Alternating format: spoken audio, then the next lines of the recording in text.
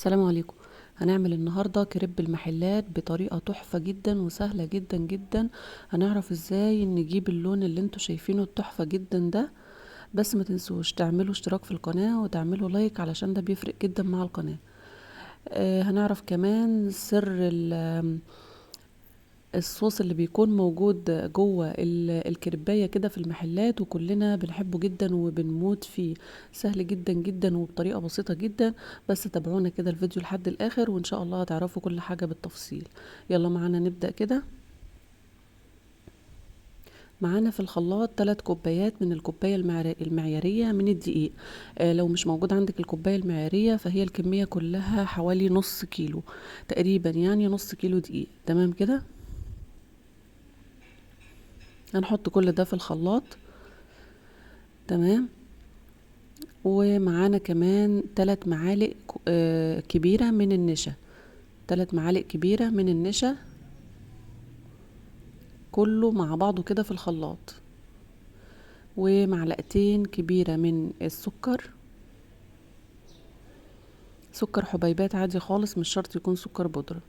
تمام. ونص معلقة من الملح، نص معلقة صغيرة من الملح. ومعانا بيضة.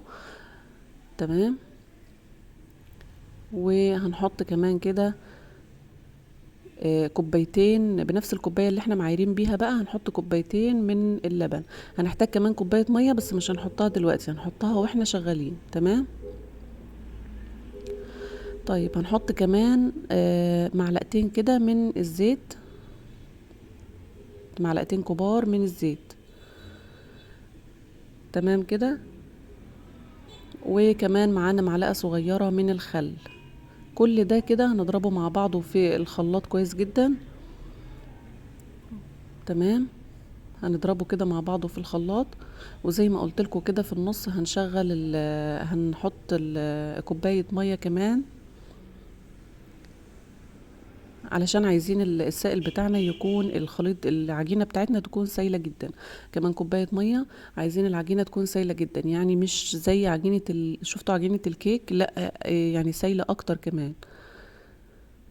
عامله زي عجينه القطايف كده، لا سايله كمان عن عجينه القطايف. تمام. علشان يطلع معانا كده خفيف كده ورقيق كده، ما يكونش ايه سميك معانا.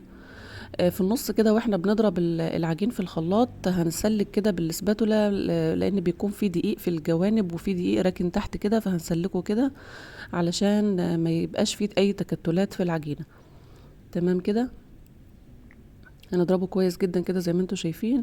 ودي بتكون النتيجة بتاعته، احنا عايزينه كده عامل زي سايل معانا خالص كده زي المية. وبالرغم ان احنا عاملينه في الخلاط، لكن كمان هنجيب مصفى كده صغيرة وهنبدأ نصفي العجينة كلها علشان نضمن ان ما يكونش فيها اي تكتلات وقت التسوية. تمام زي ما انتوا شايفين كده. خلاص تمام كده صفينا العجينة كلها. سهل جدا جدا وعملناه في دقيقتين بالظبط، مش هياخد منك اي وقت زي ما انتوا شايفين كده. تمام. هنبدأ بقى ان احنا نغطيه ونركنه في جنب كده. هو مش هيحتاج يخمر ولا حاجة، ولا فيه خميرة ولا بيكنج باودر ولا اي حاجة، بس هنسيبه بس يرتاح شوية على بال ما نحضر الحشوة بتاعتنا. تمام. معانا بقى في الحشوة معانا نص كيلو كده من صدور الفراخ. هنبدأ ان احنا نقطعها. انا قطعتها تقطيعة الشاورما، يعني اللي هي بالطول كده. كمان انت ممكن تقطعيها مكعبات، بس مكعبات صغيرة يعني عادي جدا. التقطيع ده براحتك يعني مش هتفرق. ده يعني بالطريقة اللي تريحك انت. تمام كده. هنبدأ نقطعه كده زي ما انتوا شايفين. كمان انت ممكن تقطعيه كده وتتبليه قبلها بيوم او قبلها بساعتين 3 زي ما تحبي. بس يعني انا كنت مستعجلة فعملتها على طول. خلاص كده. نخلص بقى الكمية كلها بتاعتنا كده بتاعت الفراخ، ونبدأ بقى في التتبيلة على طول. تمام كده. معانا كمان كده قرنين من الفلفل، الفلفل الرومي، يعني اخضر احمر اي الوان انت بقى تحبيها. ممكن تحطي مثلا الفلفل الوان اصفر، براحتك بقى. انا مرضتش اكتر في الفلفل علشان ما غيرش طعم الفراخ جامد يعني في السندوتشات الكريب. تمام. جبت فلفلتين صغيرين كده وكمان بصلتين صغيرين. البصل عادي اختياري، ممكن تشيل البصل خالص لان احنا كده كده في التتبيله بتاعه الشاورما هنحط بصل بودر. تمام. هنركنهم بقى في جنب كده ومش هنستخدمهم الا وقت التسويه. هنبدأ بقى ان احنا نعمل التتبيلة بتاعة الفراخ. تمام. هنجيب معانا كده علبة من الزبادي، والزبادي ده هو اللي بيعمل لنا الصوص اللي بيكون موجود جوه السندوتش ده، بيبقى تحفة جدا. كمان معانا معلقتين كده من خلطة الشاورما الجاهزة، حطيت منه كده معلقتين صغيرين، وحوالي معلقتين كبار من المستردة، بتدي طعم تحفة جدا جدا جدا للشاورما. تمام. معانا بقى معلقة صغيرة كده من الثوم البودر، ومعلقة صغيرة من البصل البودر، ومعانا معلقة صغيرة من الفلفل الأسمر. تمام. معلقتين بقى كبار كده من الصويا صوص، ومعلقتين كبار من دبس الرمان، بيدوا طعم حلو جدا في المشويات. زي ما بقول لكم على طول في اي حاجة، اي مشويات عندي لازم بحط الصويا صوص ودبس الرمان، بيدوا طعم تحفة بصراحة. وطبعا ما ننساش نص معلقة صغيرة من الملح. هنقلب ده كله كده مع بعضه ونتبل بيه الفراخ. لو مش مستعجلة ممكن تسيبيه في التتبيلة ساعتين او 3، تاخد وتدي كده مع بعضها، طبعا هتفرق كتير في الطعم. تمام. هنبدأ بقى ان احنا نتبل كده في الفراخ. المستردة مع الزبادي ده اللي بيدينا بيخلي الفراخ ما هياش ناشفة كده، لما بتستوي بيخلي فيها نسبة صوص كده تحفة جدا. يا ريت تجربوها، هتفرق معاكوا قوي يعني. تمام كده. تمام. هنروح بقى نسوي الشاورما. معلقتين زيت كده في طاسة على النار او صينية ايا كان يعني، وهنفرد فيها الشاورما كده. مش هنقلبها خالص الا لما تبدأ تاخد لون، علشان ما تنزلش المية اللي فيها، احنا عايزين نحافظ على المية اللي فيها. تمام. هنبدأ نقلبها كده كويس.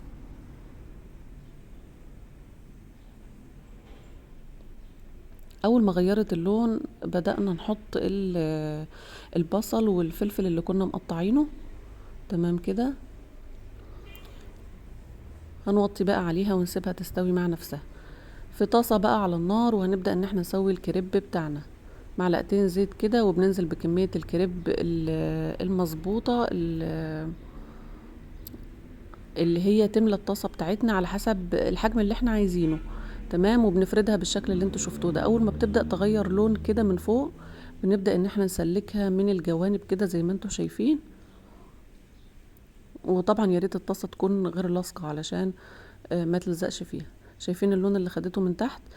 في ناس بقى بتحب تشيلها كده، يعني ما بتحمرهاش من فوق. انا بصراحة بحب اديلها لون خفيف كده من فوق، علشان كمان ما تبقاش واخدة شكل العجين، يعني ما تبقاش واخدة لون العجين. تمام.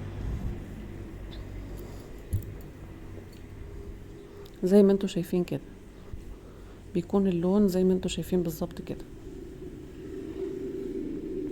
نبدأ نعمل واحدة تانية كده زي ما انتوا شايفين. تمام. لو انت بتقلبيها كده في حته جت عندك كده ما هياش وصلها العجين، بالفرشه كده، بالفرشه بنحط لها حته صغيره كده، ما فيش اي مشكله، ما بيحصلش اي حاجه وتطلع معاكي زي الفل. تمام. نبدا برضو نسلك من الجوانب كده، ونقلبها الناحيه التانية. بعد ما بتاخد لون خفيف كده بنبدا ان احنا نشيلها. وزي ما قلت لكم ممكن ما تقلبوهاش، وممكن تخلوها على نفس اللون بتاعها، بس انا بصراحه بحب اديلها لون خفيف كده، يعني بتدي شكل حلو برضو. وكمان ما تحسيش ان انت وانت بتاكليها بتاكلي حاجه فيها عجين، يعني شايفين اللون خفيف كده بس بيفرق. تمام. سهله جدا، طريقتها سهله جدا، وكمان المكونات بتاعها موجوده في اي بيت، وبسهوله جدا هتعمليها في الخلاط في ثواني هتكوني عملتي احلى كريب. عايزه اقول لكم ان انا من النص كيلو دقيق عملت 13 واحده، 13 كريبايه من النص كيلو دقيق. وطبعا ده على حسب حجم الكريبايه اللي انت عاملاها، يعني انا عامله احجام صغيره كده علشان الاطفال برضو يعرفوا يمسكوها، ما تبقاش تضايقهم يعني في ايديهم. تمام. خلاص تمام كده، انا هخلص بقى الكمية كلها بنفس الطريقة اللي انتوا شايفينها دي. هنبدأ بقى في الحشوة. كده الشاورما خلاص استوت، وشايفين الكريب كمان طالع تحفة جدا جدا. كمان نسيت اقول لكم، لما تيجوا تعملوه الكريبايه اللي تطلعيها غطيها باي فوطه عندك مثلا كده، او اي غطا حله او غطا طاسه. تمام. هنبدأ ان احنا بقى نعمل السندوتشات بتاعتنا. بنقطع حتة زي ما انتوا شايفين كده، ربعها بس كده، وفي الربع اللي احنا ما قطعناهوش بنبدأ نحط شوية كده من المايونيز وشوية من الكاتشب، حوالي معلقة كده كبيرة، معلقة كبيرة مايونيز، معلقة كبيرة كاتشب. وهنبدأ نحط كده في الفراخ بتاعتنا، وشوية من الجبنة الموزاريلا او اي جبنة ميكس انت بتحبيها. هنطبق التطبيقة بالشكل اللي انتوا شايفينها ده. هي دي تطبيقة المحلات يا جماعة، ما بتفكش منك ابدا. تمام زي ما انتوا شايفين كده. نعمل كمان واحدة اهو زي ما انتوا شايفين كده من الربع اللي تحت، وهنبدأ ان احنا ننزل بيه كده، ونحط بقى في الربع اللي فوق حوالي معلقة كبيرة كده من الكاتشب، ومعلقة كبيرة من المايونيز. عايزة تزودي في الكاتشب والمايونيز ده براحتك، بس انا بفضل ان هو يكون كفاية قوي معلقة كبيرة كاتشب ومعلقة كبيرة مايونيز، علشان بس ما يبقاش السندوتش كله كاتشب ومايونيز يعني. تمام. هنحط بقى فراخ وجبنة، ونبدأ ان احنا نطبقها زي ما انتوا شايفين كده. تمام. في طاسة بقى على النار، وهنحط فيها معلقتين من الزيت وندهنهم كده. تمام. وهنبدأ ان احنا نحمر سندوتشات الكريب بتاعتنا. هتبقى حمرة كده ومقرمشة من بره، وتبقى تحفة جدا من جوه مستوية. تاخد لون كده تحسسك ان هي يعني شوفوا تحفة جدا، كأنكم شاريينها من بره. تحفة جدا جدا، وما خدتش اي وقت في عمايلها. في نص ساعة هتكوني عملتي الشاورما وعملتي العيش بتاع الكريب. تمام. ومش بنسوي بقى واحدة واحدة يعني، لو عندك طاسة اكبر شوية تاخد اكتر من كده تمام، مفيش مشكلة، ممكن تسوي فيها. هندهن كمان دهنة كده من الزيت، ونبدأ نحط كمان مقلب تاني كده من الكريب. خلاص انا كده خلصت الكمية كلها. طالع تحفة جدا جدا يعني، بصراحة كان رهيب. شوفوا اللون بتاعه من بره. اللون ده بقى انت اللي بتتحكمي فيه يعني، عايزاه يعني احمر عن كده. تمام. زودي شوية. شوفوا الجبنة كمان كانت سايحة كده، والصوص من جوه تحفة جدا. شفتوا بقى انا ما كترتش في الفلفل والبصل علشان اللي انتوا شايفينه ده. حاجة كده في منتهى الروعة. اتمنى ان انتوا تجربوه. ما تنسوش بقى تعملوا لايك وتشتركوا في القناة، وبألف هنا. السلام عليكم.